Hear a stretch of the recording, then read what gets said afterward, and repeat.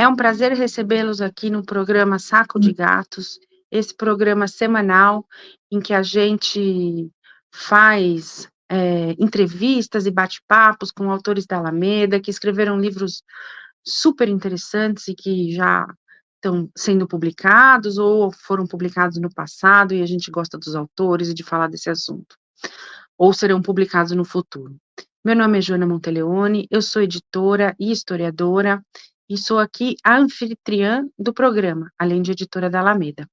Hoje eu vou receber o Guilherme Varela, que está editando o livro O Direito à Folia pela Alameda, que a gente está empolgadíssimo já nesse clima pré-carnaval, para chamá-lo para conversar com a gente sobre um tema super interessante nesse janeiro quente que a gente está vivendo. Então, Guilherme, é um prazer te conhecer, e logo depois da vinheta, a gente já vai começar a falar sobre o carnaval.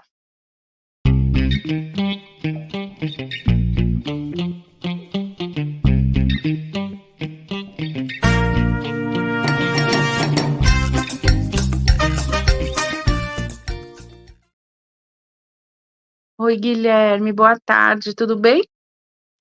Oi, Joana, boa tarde, tudo bem? Bom falar com você, bom estar no Saco de Gatos, que legal essa vinhetinha, adorei ela. É bonitinha, né? É nosso Muito, gatinho da editora. muito fofo, No muito fundo, legal, é uma obrigado. homenagem a Valnice Nogueira Galvão, que é um livro que eu adoro, que chama Saco de Gatos dela. Mas, enfim, Que é porque ótimo. a editora publica muitos assuntos, então é um monte de coisa, cada semana é um negócio. Maravilhoso, é um ótimo nome, muito feliz de estar aqui com vocês, que legal esse papo, vamos nessa. Guilherme, então, primeiro eu queria que você me contasse um pouco da sua relação pessoal com o carnaval e como isso deu nesse livro, que eu entendo que foi seu doutorado, mas que agora foi transformado em livro, de uma parte da cultura brasileira que é tão fundamental para a gente, né? Uhum. Pois é, assim, na verdade a relação com o carnaval vem antes da pesquisa acadêmica e antes da gestão pública, vem do fato de gostar muito de carnaval como folião mesmo. Assim, a gente tem um bloco de carnaval que tem 17 anos, que sai na Pompeia, que chama Sai de Chita. A gente tem um bloco de carnaval infantil, porque a gente acha que fazer as crianças pularem carnaval é uma responsabilidade geracional, então elas têm que virarem adultos que sejam alegres, divertidos, não caretas, né? Então a gente também tem. Então, na verdade, o gosto pela pauta, pelo tema, é um gosto afetivo, subjetivo de estar muito envolvido com o carnaval como festa. Né? E depois, isso passou a ser uma agenda de trabalho e de pesquisa a partir de 2013, quando a gente estava na prefeitura de São Paulo, a Haddad era prefeito, Juca Ferreira era secretário de Cultura, eu fui assessor do Juca, fui chefe de gabinete dele, e naquele momento ali, 2013, 2014, a gente estava implementando a política pública de carnaval, justamente a política pública que está fazendo 10 anos esse ano, né, nessa virada de 2013 para 2014, que é muito do objeto do próprio livro que a gente está lançando, e que fez com que eu passasse a enxergar o carnaval também como objeto de gestão pública. Então, na verdade, além do folião, aí entra mais a figura de gestor. Então, já são duas figuras olhando para o carnaval. E a terceira, depois de passar por esse tempo na gestão, trabalhando diretamente com o carnaval, e trabalhando com carnaval de rua especificamente, fiz isso em outras cidades também, eu entendi que isso merecia um aprofundamento acadêmico, né, de pesquisa, e principalmente pelo direito. Então, virou meu objeto de pesquisa pela Faculdade de Direito da USP, que é onde eu fiz toda a carreira acadêmica, agora uma linha de pesquisa também que eu desenvolvo na UFBA, onde eu sou professor.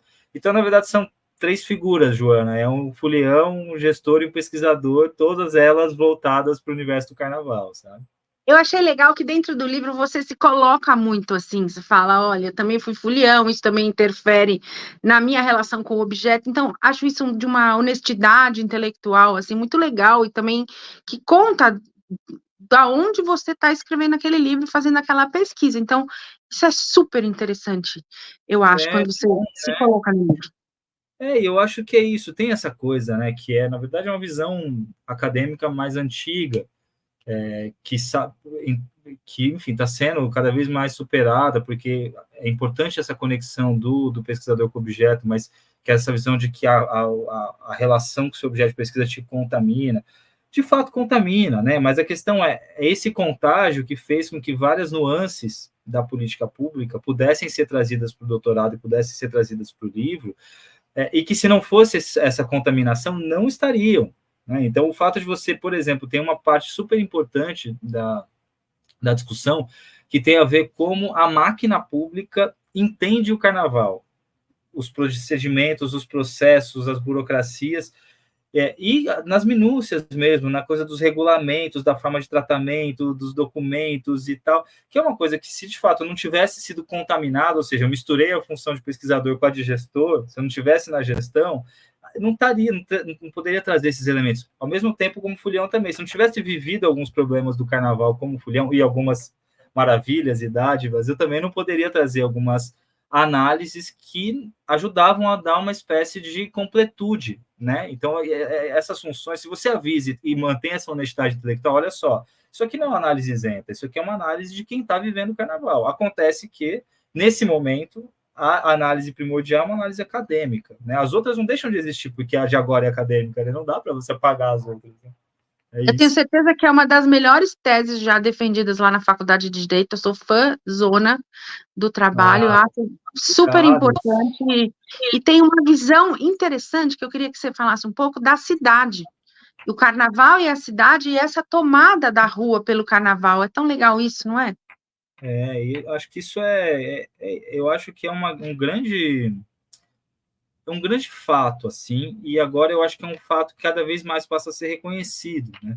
A grande questão do carnaval de rua é que ele é a radicalização da tomada da cidade pelo espírito festivo e lúdico, né? O carnaval de rua é uma incisão lúdica na cidade, né? Os cortejos que fazem isso daí, eles vão fazendo, né, abrindo veias na cidade através de uma carga descomunal de lirismo, de descontração, de alegria, de exagero, né? Então, quando você coloca o carnaval nessa chave do direito à cidade, da ocupação do espaço público, da convivência urbana, da ressignificação dos espaços que habitualmente a gente vive de outras formas, com trabalho, com moradia, e passa a vivê-los através de uma ideia de fruição, né, fruição festiva. Quando você faz isso, você entende que o carnaval ele passa a ser um vetor muito importante para as outras conquistas de direito à cidade, né?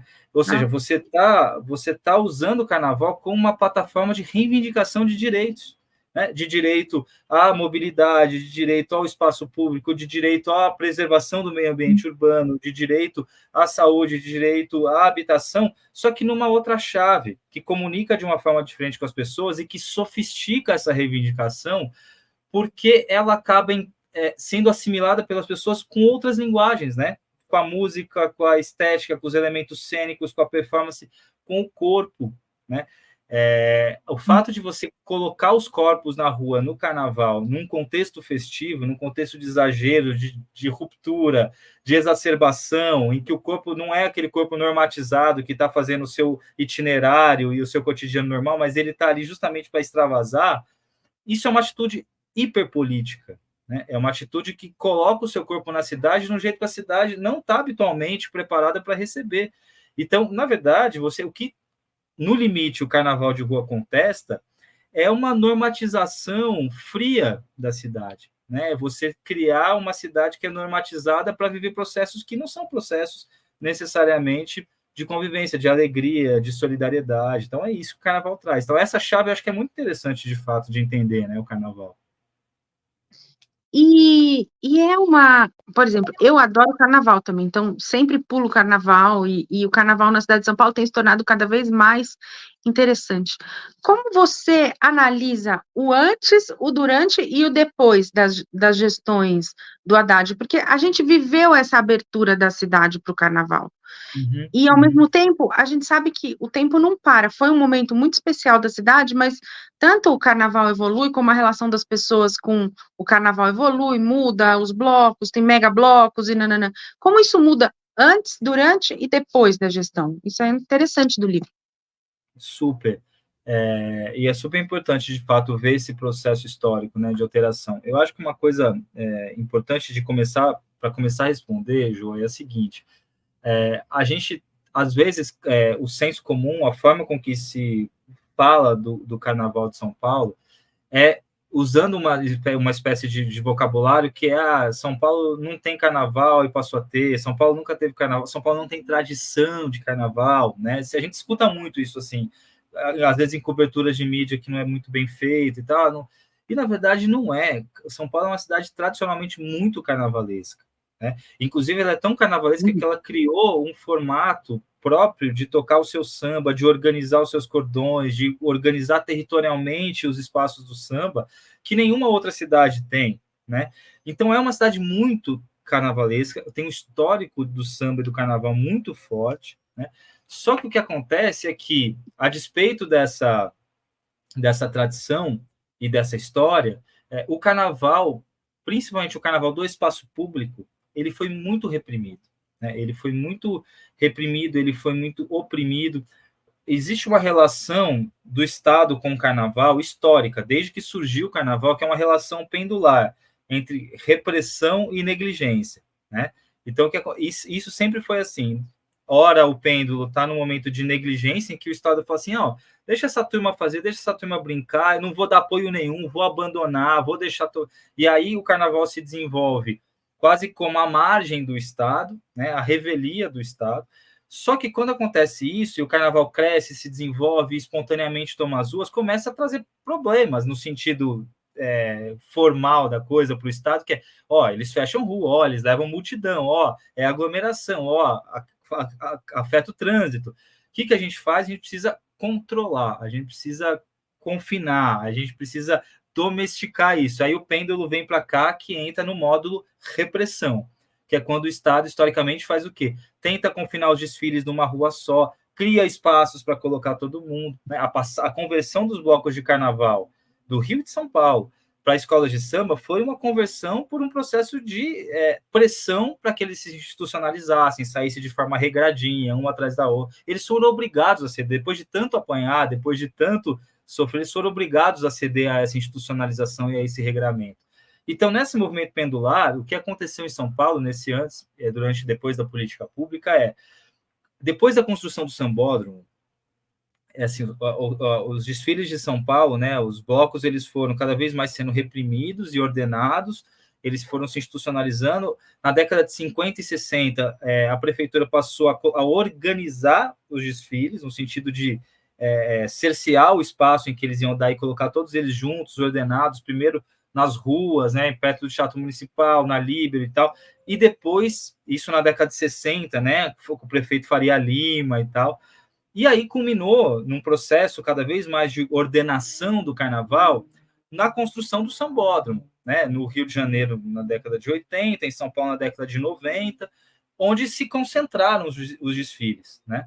E o que aconteceu com aqueles desfiles que não se ordenaram, não se transformaram em escola de samba, não entraram nessa lógica, né? Que não é uma lógica errada, pelo contrário, ela é um dos maiores fenômenos e patrimônios que a gente tem, mas é uma outra lógica. Essa turma do carnaval de rua passou a resistir. Então, o que fazia durante a década de 60, 70, 80, 90, resistia como dava, né? Fazia o carnaval na rua, apanhava, fugia, organizava ali, porque a cidade passava a ficar esvaziada no carnaval, porque esse carnaval de rua não era visto, não era visível. Por quê? Porque ele estava fugindo, ele estava tentando se organizar, tentar ocupar a cidade no meio termo, entre a negligência e a repressão. Na década de 90... Mais no contexto de ditadura, né? Em que não interessava minimamente a ditadura que as pessoas ficassem juntas e se organizassem de alguma forma, né? Porque isso poderia dar algo muito complexo, que é uma resistência e manifestações contra a própria ditadura. Exatamente. Então, o contexto da ditadura é muito difícil, eu imagino. E aí tem uma coisa que é interessante, que tem um processo aí de retomada, enfim, pode dar o nome que quiser, mas que do Rio para São Paulo tem um gap de mais ou menos 10, 15 anos. No Rio, o processo das diretas já foi muito importante para organizar uma intelectualidade da classe média, universitária e tal, e dali surgiram blocos que foram responsáveis por fazer essa reocupação da rua novamente e trazer um outro carnaval que fosse o carnaval do espaço público, né? E aí, década de 90, foi crescendo, e aí o Rio, já na década de 90, foi consolidando, estruturando um carnaval início de 2000 e tal. São Paulo tem um gap aí de 10, 15 anos, talvez até um pouquinho mais, que isso vem a partir da virada do século XX, já tinha os blocos que são tradicionais, esfarrapado tem desde 1914, sei lá, nem lembro quando, 20, a data exata, mas os outros blocos da Vila Madalena, a Banda Redonda, o bloco do Plínio Marcos, da década de 70, enfim. Mas na virada do século, começa a ter um movimento importante de colocação da cultura como uma pauta do direito à cidade, né? Então, todos os movimentos globais de direito à cidade incorporavam a cultura como um vetor importante. Isso em vários ocupes que tiveram por aí e tal, tiveram isso. E acontecia que em São Paulo, teve uma questão importante que é as gestões da década de 90, né, e 2000, principalmente as gestões mais conservadoras, Serra, Kassab, etc., criaram um processo muito forte de criminalização administrativa do carnaval. Então, o que acontecia? Não é porque os blocos eles não queriam sair que eles não saíam, é porque eles queriam sair e eles falavam para a prefeitura, queremos sair, a prefeitura colocava, então consegue esses 30 documentos aqui para você sair, laudo de corpo de bombeiro, laudo de engenheiro, autorização da PM, autorização de não sei quem, autorização da subprefeitura, tá, visto de não sei o que lá. Ninguém consegue, porque é um movimento espontâneo. E não conseguindo, os blocos tinham duas opções, ou eles saíam, e aí eles apanhavam porque eles saíam, ou eles deixavam de sair. Então tinha uma espécie, Jô, de criminalização administrativa dos blocos, né?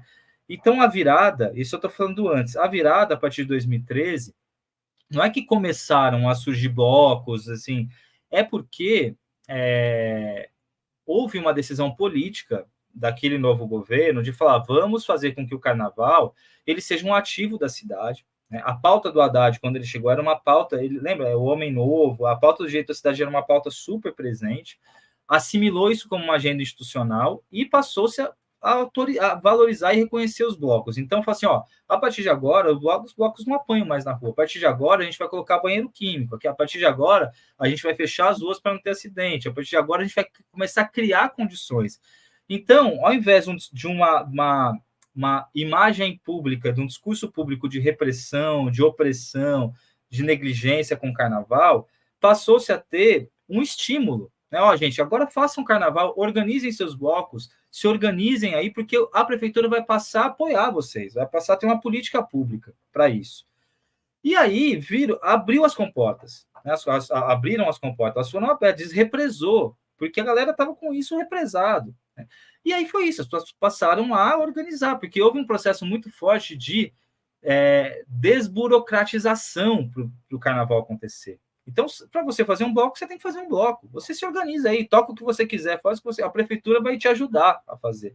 E é claro que isso... Eu estou falando de um jeito mais simplista, mas isso foi organizado através de uma regulação, teve um decreto que estipulou os papéis das secretarias, a de trânsito, a de saúde, a de serviços e tal, organizou-se um cadastro para esses blocos, para conseguir saber onde eles estão para colocar banheiro químico, tudo isso passou a ser feito. Então, foi criada uma política. E agora, né, nesse decurso do prazo, a gente, com essa política, passou a ter, com o desrepresamento, uma ascensão numérica dos blocos, assim, um crescimento exponencial. 2013 tinha de 30 a 50 blocos em São Paulo. Né? 2014 eram 200, 2015 eram 350, 2016 eram 500, 2017 eram quase 600. De 2018 para agora, era de 600 para cima. Teve ano que foram 850 blocos cadastrados, mais de 900 desfiles. Né? Então, assim, vira um dos maiores carnavais do Brasil. Entrou na agenda nacional do carnaval. E a política foi funcionando, porque tem uma tecnologia que foi instalada ali de serviços públicos para organizar o carnaval. Aqui, assim como tem em outras cidades, né, com seus defeitos, com suas qualidades, como tem em Olinda, como tem em Recife, como tem no Rio de Janeiro, etc. Acontece que agora, nesses 10 anos que a política pública completa, está tendo uma degenerescência dessa política. Já tem sintomas de que a prefeitura deixou de bancar princípios dessa política. Né? Então, o principal, né, dessas diretrizes, o princípio base isso é uma política cultural.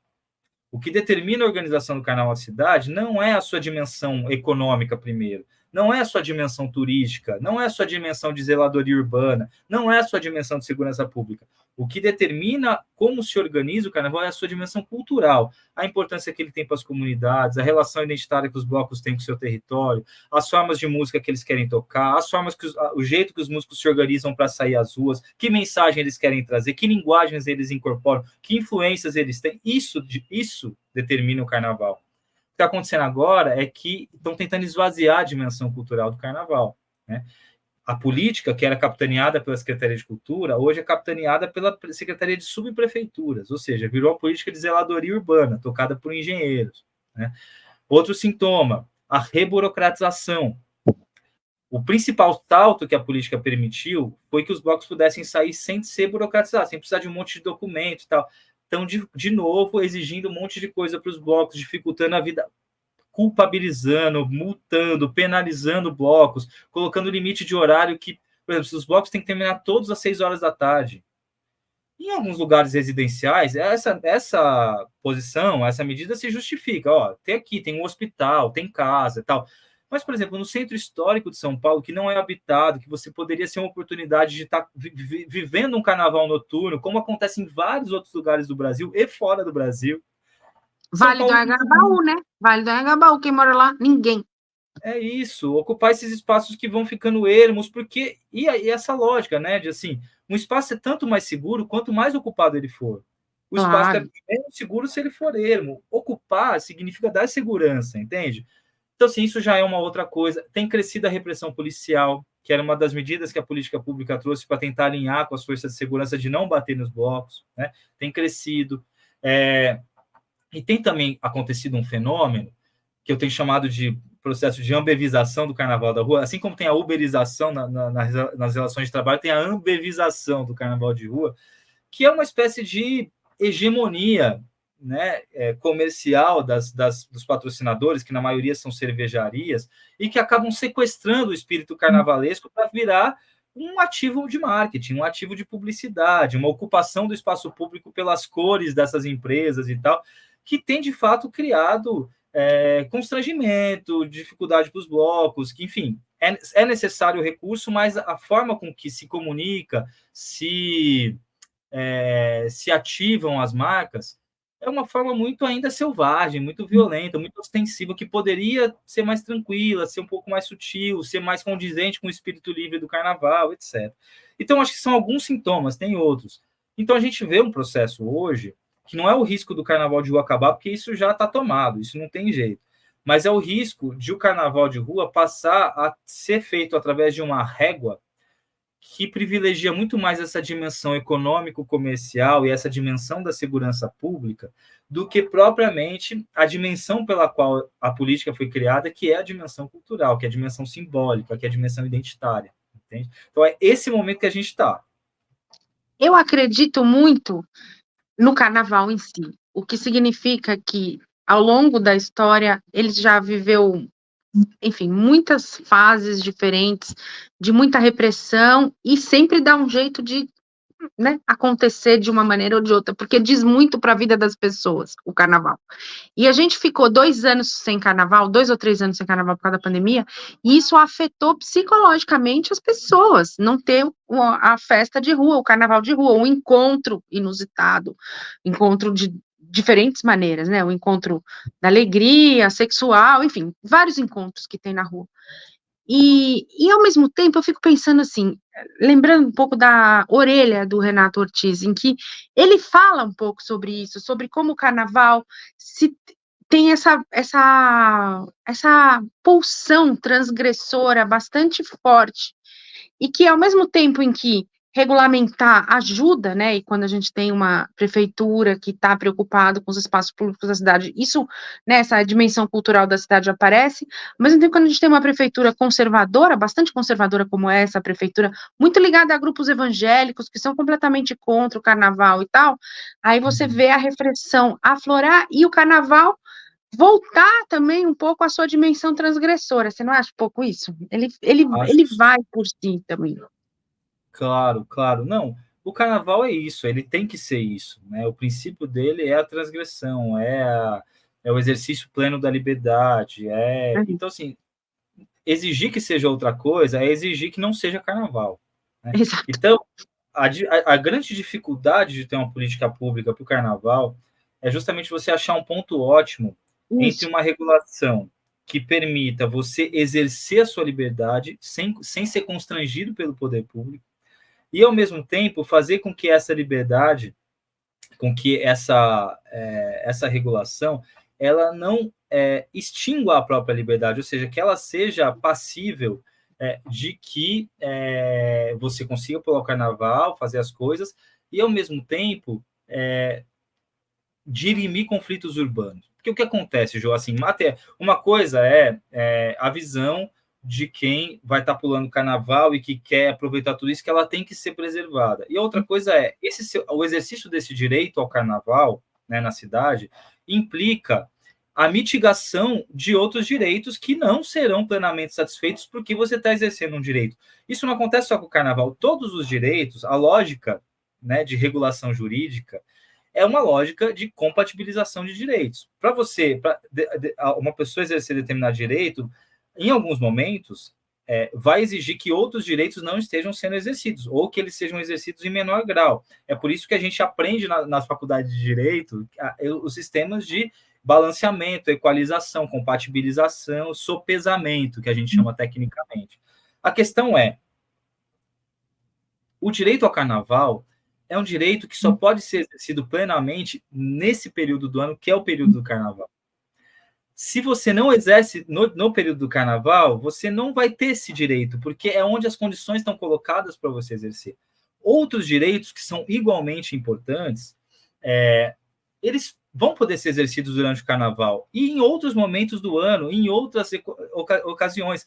Mas para que o direito ao carnaval, que só existe nesse momento, do ponto de vista pleno, seja exercido, esses outros direitos vão ter que ser compatibilizados. E, às vezes, eles vão ter que ser um pouco mitigados, eles vão ter que entrar no processo de equilíbrio. Então, por isso que é importante vocalizar o carnaval, assim como outras expressões culturais, como um direito. E não só como entretenimento, como lazer, como turismo, porque, sendo um direito, ele entra no mesmo patamar hierárquico de outros direitos. Então, quando alguém fala assim, você não pode fazer um bloco de carnaval porque você está violando o meu direito à segurança pública, à segurança urbana, porque enche de gente aqui. Olha o que está por trás dessa fala. Você não pode fazer carnaval porque está violando esse direito. O que está por trás dessa fala eu tenho um direito, que é o de segurança pública, ou você não tem um direito. O que você tem é um entretenimento, é um lazer, é uma zoação, é uma brincadeira. Quando a gente tem que responder, veja bem, você tem seu direito à segurança pública, sim, sem dúvida. Só que existe um direito de pular o carnaval também, que ele precisa ser exercido. Vamos conversar para compatibilizar isso? Vamos fazer uma coisa que o bloco não passe aqui, passe lá? Vamos fazer uma coisa em que a gente possa pensar no horário? Vamos comunicar você para não estar na sua casa nesse momento? Vamos fechar essa rua e fazer tal coisa?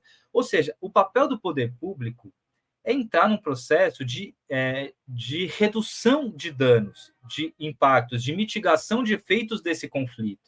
Não é você falar que o carnaval não é um direito, né? O carnaval implica uma redução da mobilidade urbana durante o período de festa. Sim, implica uma redução da mobilidade urbana, porque um exercício está sendo... Na verdade, mais ou menos, porque aonde tem carnaval implica numa redução. O resto da cidade fica mais livre. O resto da cidade fica mais livre, porque tem uma dinâmica que vai fazendo. Tem uma dinâmica, assim, não é exatamente mais trânsito que você está causando menos trânsito. Se você for ver o número total de trânsito, eu acho. E achei engraçado uma vez que eu estava aqui no bloco, aqui no Bexiga, que eu achei uma cena mais engraçada da minha vida. Eu estava no bloco e tinha um ônibus no meio do negócio.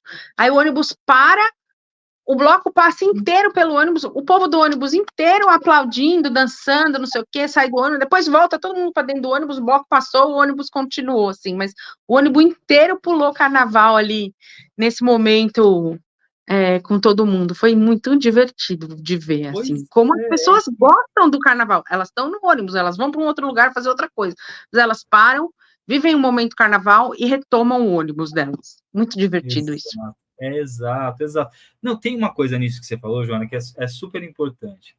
A gente fez um evento no Sesc, né, ano passado, meio no contexto do pré-lançamento do livro, né, ali para discutir, e a gente convidou a a Maria Rita Kel para fazer um papo com a gente, debater e tal. E ela tem um ensaio muito interessante, que é um ensaio sobre a importância do ócio, né? E como uma análise mais psicanalítica também disso e tal, a preguiça, o ócio, é muito interessante. E ela fez uma análise um pouco nessa chave sobre o carnaval. Ela falou uma coisa interessante, que é a seguinte: o que o carnaval propõe, né, é a assimilação do ethos, de um ethos que é o ethos da brincadeira, do lazer, do ócio, do prazer, né? Tem um ethos aí que é um espírito coletivo e tal, que é você se permitir individual e coletivamente a ter esse prazer, esse ócio, essa fruição, essa dádiva e tal. Só que esse ethos choca com um ethos que é muito cristalizado em São Paulo, muito assentado, que é esse ethos, essa imagem que se foi criando coletiva, esse espírito que se foi criando, que é a cidade que trabalha, a cidade que produz, a cidade que é eficiente, a cidade que é organizada, que é um ethos que se choca, entendeu? E por que o carnaval, ele vem com uma força descomunal no sentido de contestar, né, a moralidade, essa coisa do status quo, da moral, e ele traz uma reação proporcional a isso, né? Então, o que acontece? Como ele choca com esse ethos, no final das contas, os setores mais conservadores, eles reagem muito ao carnaval, né? Porque eles sabem que o carnaval é um emblema de tudo isso, da experiência dos corpos, da experiência de vida, da fruição, do prazer. Olha, não, a gente não pode fazer isso. Não, isso aqui tem que ser regrado. Olha a família, olha a moral, olha os bons costumes, olha a cidade organizadinha. Não dá para ter essa bagunça, né? Então, ao mesmo tempo que a gente está vendo em São Paulo, e não está vendo porque não existia, está vendo porque se exacerbou esse espírito, justamente esse espírito de você se permitir nesses dias viver esse ethos, né, que é o do prazer, a gente vê resistência. A todo momento a gente vê tentativas de dirimir isso, tentativas de diminuir. O boicote que está tentando se fazer a política pública, né, esvaziando a parte cultural dela, dando para a sua prefeitura, esfacelando e tal, está muito nessa chave, né? Como assim vocês querem fazer com que São Paulo perca essa imagem, que é a imagem da cidade que nunca para, que só trabalha e que produz? Como assim vocês querem fazer alguma coisa que contesta a moral religiosa e tradicional? Como assim? E isso está posto, essa tensão está posta, né? E é muito legal, porque nas bases teóricas assim dos estudos do carnaval, na sociologia, da antropologia, tem duas linhas que são muito interessantes, né? Tem a linha do Roberto da Mata, né? Aquele livro clássico dele, dos malandros, Carnavais, Malandros e Heróis e tal, que ele fala do carnaval como suspensão do cotidiano, né? Um carnaval como uma segunda vida, na linha do Bakhtin e tal, de uma outra vida que você só pode fluir naquele momento, na alteração de toda aquela normalidade e tal, em que você assume uma outra persona, e como é que isso se configura no ambiente e tal. E tem uma linha da Marisaura Pereira de Queiroz, que ela, não é que ela fala o contrário, mas que ela fala assim, não, o carnaval não é que ele suspende os conflitos da vida, na verdade, ele radicaliza e internaliza os conflitos da vida. Ele internaliza a tensão, ele faz com que tudo aquilo que a gente já vive cotidianamente seja colocado aqui de forma alegórica, de forma lúdica e tal.